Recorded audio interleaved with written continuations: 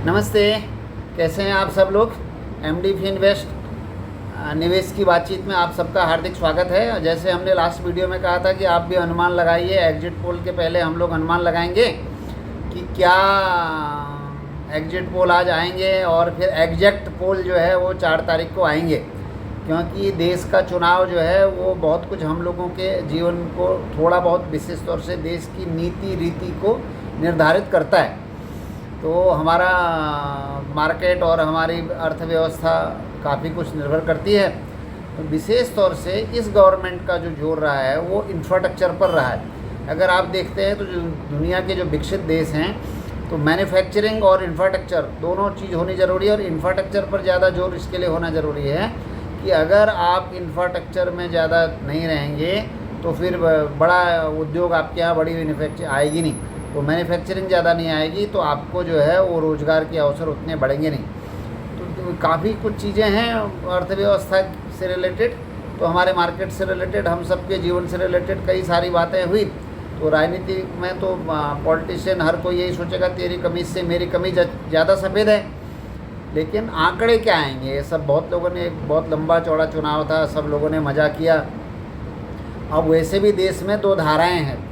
अब बीच का तो कोई आदमी है नहीं। या तो लोग हैं कि जो मोदी से प्रेम करते हैं, और दूसरे लोग हैं जो जिनको मोदी चाहिए नहीं। कुछ भी करो, काला कुत्ता लाओ लेकिन मोदी नहीं चाहिए। तो इस तरह के जो वातावरण में आपको क्या लगता है। जैसे मैंने पूछा था तो मुझे ऐसा लगता है, जैसे सभी लोग कह रहे हैं, जैसे बाज़ार को लगता है।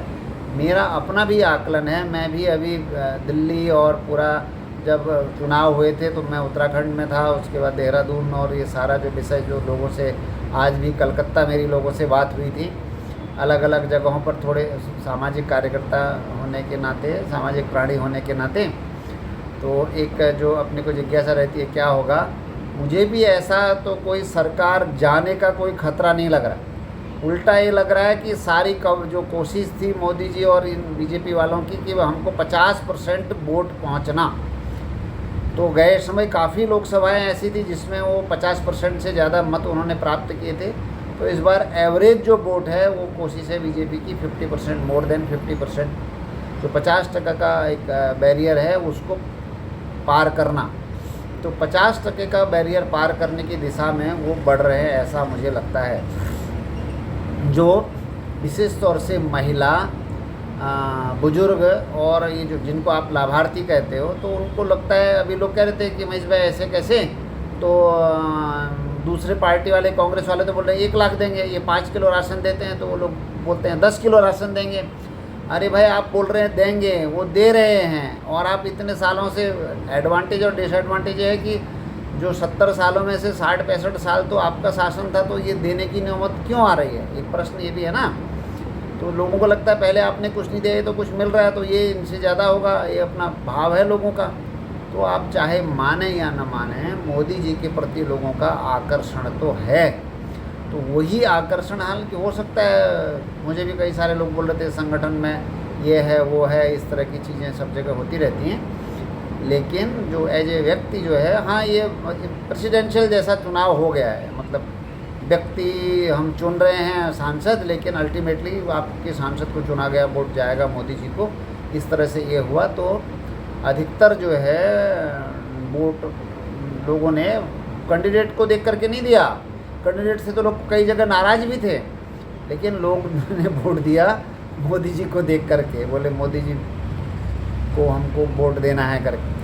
तो उस तरह से जो सारा विषय चल रहा है, तो आज तो अभी वो पिटारा हो जाएगा 5 बजे बंद। फाइनल का पहले का हो चुका है, और 5 बजे के बाद जो है आज एग्जिट पोल आएंगे, और 4 तारीख को फिर एग्जिट पोल आएंगे। तो मुझे ऐसा लगता है कि इस बार मोदी जी गए समय से बीजेपी को ज़्यादा सीट मिलने जा रही है। और इस बार जो तेलुगु देशम और ये सब लोग उनके साथ जुड़े हैं, तो एनडीए को जो, अब 400 पार तो मैं ये नहीं कह सकता, लेकिन मैं ये कह रहा हूँ कि पिछले जो बार उनको 303 थे, तो 303 से 320 के बीच में सीटें मिल सकती हैं, 25 भी। 50% वोट जाएंगे, ऊपर जाएंगे, तो मतलब कुछ आपको एक मिरेकल भी दिख सकता है। 350 के आसपास बीजेपी आ सकती है। 303 से लेके 350 तक बीजेपी अकेले आ सकती है।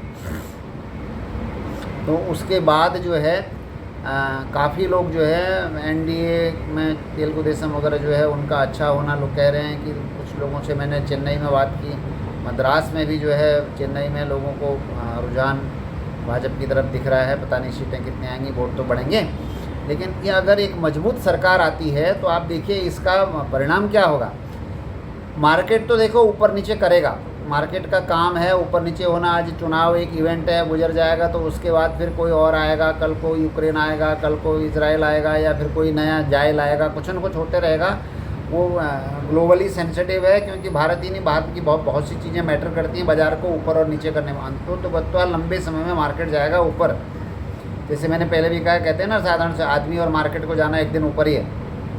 लेकिन आप ये समझिए कि जवाहरलाल नेहरू जी के बाद में पहली बार ऐसा होगा कि जो तीसरा third term prime minister continue करेंगे। और नेहरू जी के समय में कैसा था, उनका कैरियर ऊपर से नीचे को था। पहले चुनाव से उनको दूसरे चुनाव में कम सीटें मिली, तीसरे में और कम सीटें मिली, कम वोट प्रतिशत मिला।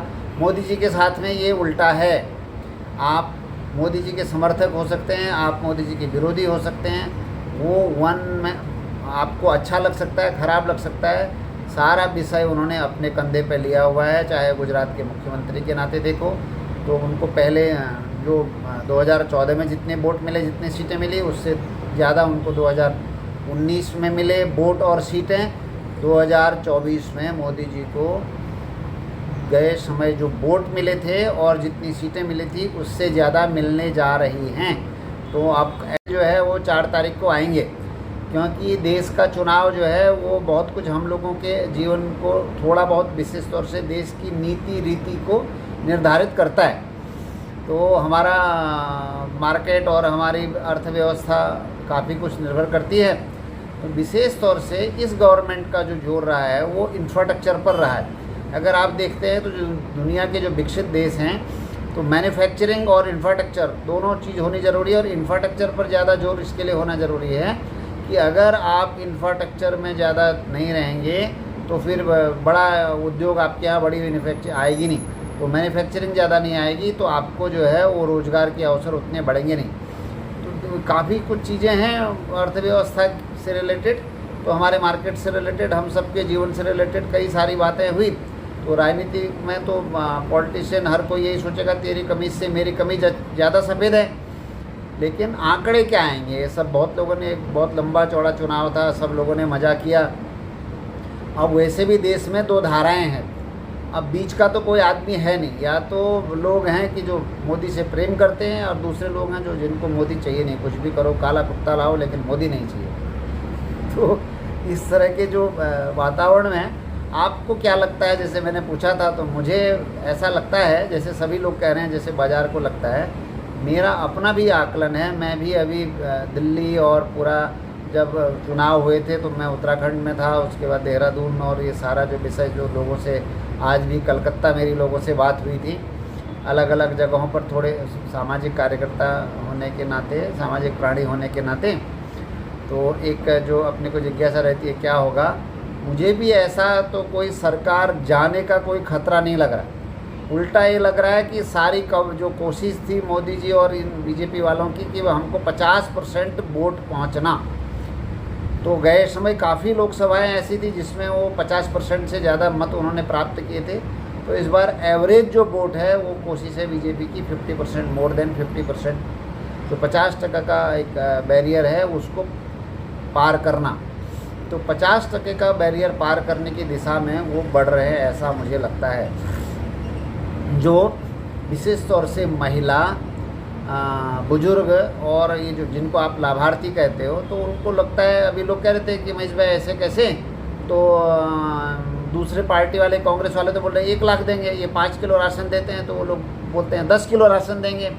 अरे भाई आप बोल रहे हैं देंगे, वो दे रहे हैं, और आप इतने सालों से, एडवांटेज और डिसएडवांटेज है कि जो 70 सालों में से 60-65 साल तो आपका शासन था, तो ये देने की नौबत क्यों आ रही है, एक प्रश्न ये भी है ना। तो लोगों को लगता है पहले आपने कुछ नहीं दिया तो कुछ मिल रहा है, तो ये इनसे ज़्यादा होगा, ये अपना भाव है लोगों का। तो आप चाहे माने या न माने, मोदी जी के प्रति लोगों का आकर्षण तो है। तो वही आकर्षण, हालांकि हो सकता है, मुझे भी कई सारे लोग बोल रहे थे संगठन में ये है वो है, इस तरह की चीज़ें सब जगह होती रहती हैं, लेकिन जो एज ए व्यक्ति जो है, हाँ ये प्रेसिडेंशियल जैसा चुनाव हो गया है, मतलब व्यक्ति हम चुन रहे हैं सांसद, लेकिन अल्टीमेटली आपके सांसद को चुना गया, वोट जाएगा मोदी जी को, इस तरह से ये हुआ। तो अधिकतर जो है वोट लोगों ने कैंडिडेट को देख करके नहीं दिया, कैंडिडेट से तो लोग कई जगह नाराज़ भी थे, लेकिन लोग ने वोट दिया मोदी जी को देख करके, बोले मोदी जी को हमको वोट देना है करके। तो उस तरह से जो सारा विषय चल रहा है, तो आज तो अभी वो पिटारा हो जाएगा 5 बजे बंद, फाइनल का पहले का हो चुका है, और 5 बजे के बाद जो है आज एग्जिट पोल आएंगे और 4 तारीख को फिर एग्जिट पोल आएंगे। तो मुझे ऐसा लगता है कि इस बार मोदी जी गए समय से बीजेपी को ज़्यादा सीट मिलने जा रही है, और इस बार जो तेलुगु देशम और ये सब लोग उनके साथ जुड़े हैं, तो एनडीए को जो अब 400 पार तो मैं ये नहीं कह सकता, लेकिन मैं ये कह रहा हूँ कि पिछले जो बार उनको 303 थे, तो 303 से 320 के बीच में सीटें मिल सकती हैं, 25 भी, 50% वोट जाएंगे, ऊपर जाएंगे, तो मतलब कुछ आपको एक मिरेकल भी दिख सकता है। 350 के आसपास बीजेपी आ सकती है, 303 से लेके 350 तक बीजेपी अकेले आ सकती है। तो उसके बाद जो है काफ़ी लोग जो है एनडीए में तेलुगु देशम वगैरह जो है उनका अच्छा होना लोग कह रहे हैं कि कुछ लोगों से मैंने चेन्नई में बात की, मद्रास में भी जो है, चेन्नई में लोगों को रुझान भाजपा की तरफ दिख रहा है, पता नहीं सीटें कितनी आएंगी, वोट तो बढ़ेंगे, लेकिन ये अगर एक मजबूत सरकार आती है तो आप देखिए इसका परिणाम क्या होगा।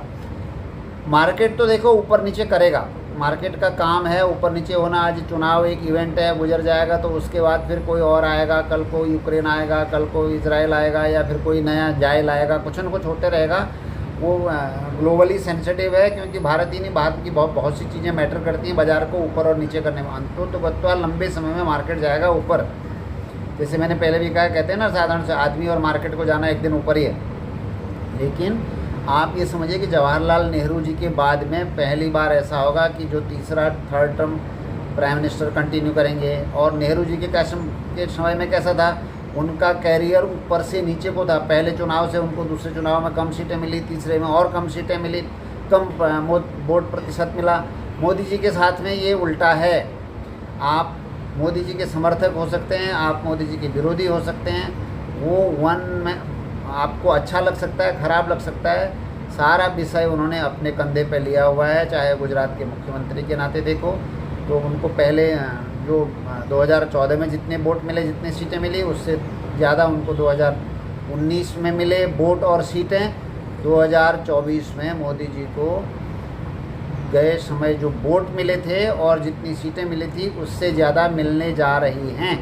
तो आप एग्जिट पोल वाले क्या बताएंगे पता नहीं। एग्जिट पोल वाले हम लोग देखेंगे मार्केट की गतिविधि, और हम लोग तो साथ में रहेंगे। मेरा ओपिनियन था, और आपका ओपिनियन क्या है बताएं। आप इस चैनल को लाइक करें, शेयर करें, सब्सक्राइब करें, और आपसे नियमित रूप से बातचीत होती रहेगी। Thank you for watching.